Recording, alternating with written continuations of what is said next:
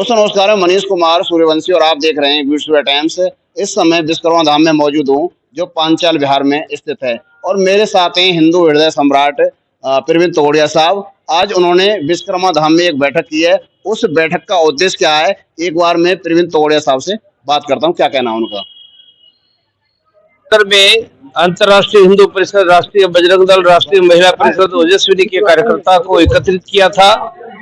मिलकर हर मोहल्ले में हर सप्ताह हनुमान चालीसा केंद्र और हर हिंदू परिवार को जोड़ना, किसी भी हिंदू को भारत में कहीं पर भी मदद की व्यवस्था, हिंदू हेल्पलाइन और सभी हिंदू परिवार सुखी परिवार रोग मुक्त, यह अभियान हमने देश में शुरू किया।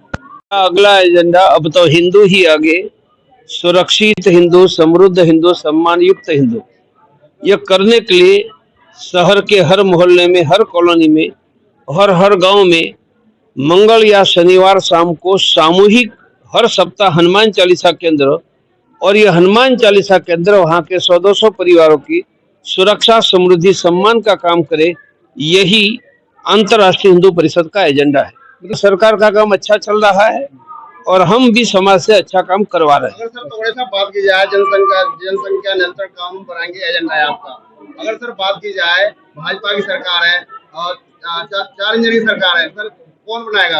वही सरकार बनाएगी जिन्होंने 370 हटाया, वो जनसंख्या नियंत्रण कानून भी बनाएंगे, हमारा दृढ़ विश्वास है। सर बांग्लादेश में जिस प्रकार से हालात चल रहे हैं, बांग्लादेश के तो हिंदू बांग्लादेश में सुरक्षित नहीं है। कल और तीसरे हिंदू को मारा है और हमें बांग्लादेश की हिंदुओं की रक्षा भारत सरकार को करनी चाहिए। क्या करना चाहिए सरकार? उनके चावल, नमक और पानी बंद कर देना चाहिए। सर ये जो जनसंख्या कानून है, तो अब जनसंख्या कम भी हो रही है, हिंदू खुद कह रहे हैं कि इसलिए जनसंख्या नियंत्रण का कानून बनाओ ताकि हमारी आबादी न घटे। ठीक है। अयोध्या आंदोलन में बहुत सक्रिय रहे। अब उत्तर प्रदेश में जो योगी सरकार है वो क्या ठीक काम कर रही है? बहुत बढ़िया काम कर रही है। योगी, मोदी, अमित शाह सब अच्छा काम कर रहे हैं। अयोध्या के बाद अब आवाज भी उठने लगी कि काशी और मथुरा भी होगा ही, यही लोग करवा देंगे। धन्यवाद। तो हमारे क्षेत्रवासियों के लिए बहुत ही ये खुशी का दिन है। आज भाई प्रवीण तोगड़िया जी, अंतर्राष्ट्रीय विश्व हिंदू परिषद के जो अध्यक्ष हैं, वो आज आए और उनका सिर्फ और सिर्फ एक ही लक्ष्य है कि हिंदुओं को एक रखना और सेफ रखना। और जितने भी तोगड़िया साहब ने कार्य किए हैं, वो ऐसे कार्य किए हैं कि हिंदुओं को और उनकी जो है जीवन शैली को कैसे सरल बनाया जाए और सुरक्षित बनाया जाए। वो कहते हैं ना जी कि जीवन मरण का खेल अनूठा, इसमें हार नहीं है, और वो क्या चल पाएगा जिसको सनातन से प्यार नहीं है। जी देखो, राम मंदिर हमारी आस्था का केंद्र है और जो तोगड़े साहब ने राम मंदिर बनाने के लिए इतनी परिश्रम और इतना मेहनत की है, अपने घर को, परिवार को जो छोड़ा है सिर्फ और सिर्फ राम मंदिर बनाने के लिए, ताकि वो राम मंदिर बन सके। और हिंदुत्व की आस्था उस मंदिर में इतनी है कि वो सदा सदा उनका, तोगड़े साहब को जो है ऋणी रहेंगे। हनुमान चालीसा का एक ही मतलब है कि सबको एकत्रित करना, और जैसे हनुमान जी ने लंका पे चढ़ाई की थी, ऐसे ही हम भी तोगड़िया साहब को एक हनुमान जी के रूप में देखते हैं और हम उनकी वानर सेना है। जो जैसा भी आदेश तोगड़िया साहब का होगा, हम उनका भरपूर समर्थन करेंगे और साथ देंगे। समाज के लिए क्या संदेश है हिंदू समाज का? देखिए, तोगड़िया साहब ने एक बहुत बड़ा एक मैसेज दिया है कि आजकल के जो छोटे बच्चे हैं वो मोबाइल में लगे रहते हैं, तो उनको मोबाइल से हटा करके उनको उनकी संस्कृति के बारे में बताए, माता पिता उन पे ध्यान दे और उनको वो जो भी टैलेंट है उनका, उस टैलेंट को निखारे और वो अपना जो है देश हित में आगे बढ़ के कार्य करें, ताकि समाज का, देश का नाम रोशन करें। संकल्प है वीर हिंदू विजेता हिंदू। हमने बाबर की छाती पर चढ़कर मंदिर बना दिया, तो अभी मथुरा और काशी की बारी है। चढ़ मुल्लों की छाती पर हमने भगवा लहराया है, कब्र से उठकर देख ले बाबर, मंदिर वहीं बनाया है। 1971 में हमारे ही भारत ने बांग्लादेश को बनाने का काम किया। आज वो नमक हराम, जब उनकी खातूनों की इज्जत लूटी जा रही थी, उस समय मेरे ही भारत का सैनिक, मेरे ही भारत का जवान उनकी लड़कियों की इज्जत बचा रहा था। आज वो नमक हराम हमारे हिंदुओं को मार रहे हैं, बेटियों को जिंदा जला रहे हैं, इज्जत लूट रहे हैं। भारत सरकार 1971 की तरह किसी लेफ्टिनेंट जनरल अरोड़ा को भेजे और बांग्लादेश के 4 टुकड़े कर कर हिंदुओं को सुरक्षित करे, बांग्लादेश को मिटा दे। सर, जनसंख्या कानून नियंत्रण की बात आप लोग कर रहे हैं। 3 बच्चे हिंदू सच्चे, जब तक जनसंख्या निरंतर कानून नहीं आता, मुसलमानों की फैक्ट्री चालू है।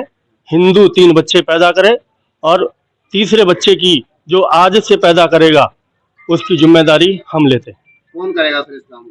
आप और सब करेंगे। सर, बात सरकारी करें, सरकार बिल लेके आएगी तो सरकार तो भाजपा की जब है, तक कानून सरकार है। जब तक कानून नहीं बनता है, हम तो आवाज उठा रहे हैं ना, जब तक कानून नहीं आता है, हर हिंदू आप और सब लोग खड़े हैं, वो 3 बच्चे पैदा करें तो जनसंख्या निरंतर रहेगी, नहीं तो हिंदू ढूंढे से नहीं मिलेगा। भाजपा हिंदू की पार्टी बताई जाती है, हिंदू की सरकार बताई जाती है, तो राम मंदिर बना दिया, ऊपर से लेके भाजपा की सरकार है। ऐसा धीरे धीरे धारा 370 हट गई, समान नागरिक कानून लेके आएंगे।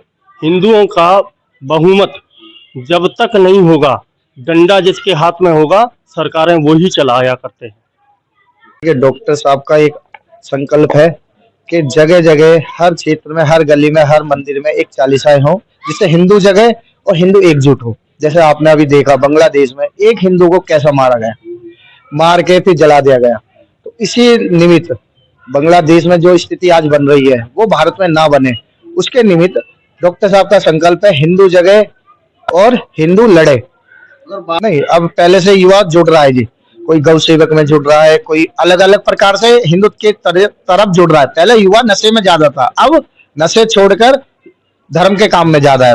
तो रोडों पे गाय हैं, ये पालतू गाय हैं, ये डेयरी वालों की गाय हैं। अगर इस गाय को गौ सेवक जब कहीं भिजवा देता है ना गौशालाओं में, तो उनसे डेयरी वाले लड़ते हैं जी। तो ये करे क्या? उन डेयरी वालों के लिए क्या संदेश है आपने? एमसीडी के माध्यम से उनकी डेयरियां खाली हो और उन डेयरियों को खाली होने का, जो गाय खूंटे की गाय है वो बंधे, और जो पाल रोडों पे छोड़ देते गाय, वो एमसीडी उठाकर उनकी पाल विषित करे, जहाँ वो छोड़ती है गौशाला पे वहाँ छोड़े। होना ही चाहिए, क्योंकि आजकल आप देख रहे हैं कि हमारे समाज में क्या हो रहा है, खासकर महिलाओं के प्रति, कि महिला मतलब अकेले रात को कहीं निकल ही नहीं सकती है या दिन में भी कहीं अकेले नहीं जा सकती है। इतना समाज मतलब महिलाओं के प्रति अब क्या बोलूं मैं कि किस दृष्टि से उन्हें देखता है। ने जो ये भी मुद्दा उठाया ना, इसके लिए कार्यक्रम था हमारा, जो किसी कारणवश हो नहीं पाया, वो हम देखेंगे कि आयकर जो कलावा करके बांधते ना, सबसे पहले मैं ये चाहती हूँ जो फैमिली वाले हैं ना, वो उन्हें इस चीज के बारे में बताएं कि हमें ये चीज नहीं करनी है। मेन तो फैमिली है ना, कि बच्चों को समझाएं, बेटा नहीं, ये जिहादी है, इसे ना दोस्ती रखनी है ना इसके साथ जाना है। मिलती है कुछ तो क्या, उन्हें सिरफिरी भी होती है कि माता पिता की बात नहीं मानेंगी। वो संस्कार देखो शुरुआत से ही दिए जाते हैं, शुरुआत से जिसको दे दिए, नहीं तो फिर अंत तो वही होगा जो हो रहा है। मेरा तो सभी बहनों को यही संदेश है कि हम एक सनातन धर्म में एक अच्छे कुल में पैदा हुए हैं, जहाँ पे नारी की पहचान उसके सतीत्व से और उसके चरित्र से होती है।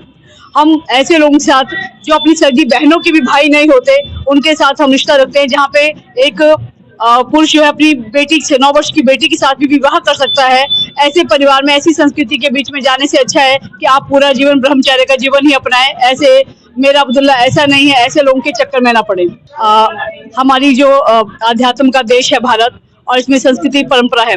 हाँ, कुछ पढ़े लिखे लोगों को लगता है कि ये सब ढकोसला है, लेकिन कहीं ना कहीं अगर उनको आप चोरी छिपे देखेंगे, मैं ऐसे कम्युनिस्टों को भी जानती हूँ जो बाहर तो उसका विरोध करते थे, लेकिन घर में अपने मंदिरों में पूजा करते थे। तो इसलिए ये सब दिखावा है दुनिया को से बोलने के लिए। घर में सब लोग पूजा ही करते हैं, भगवान के दर्शन में जाके पैसे के लिए वो अर्ज लगाते हैं। बहनों के लिए क्या कहेंगे? बहनों के लिए क्या संदेश? मेरा बहनों के लिए एक ही संदेश है कि हम लोग सक्षम बने, अच्छी शिक्षा प्राप्त करें, और उसके साथ साथ अपने ऐसे स्किल्स भी डेवलप करें, ताकि जब कहीं अकेले हो तो हमें किसी की आवश्यकता ना पड़े। भगवान की कृपा से एक सिर, 2 हाथ, 2 पैर हमको मिले हैं, उसका सही समय पे कैसे इस्तेमाल हो, ऐसी टेक्निक्स या जूडो कराटे हमें सीखनी ही चाहिए।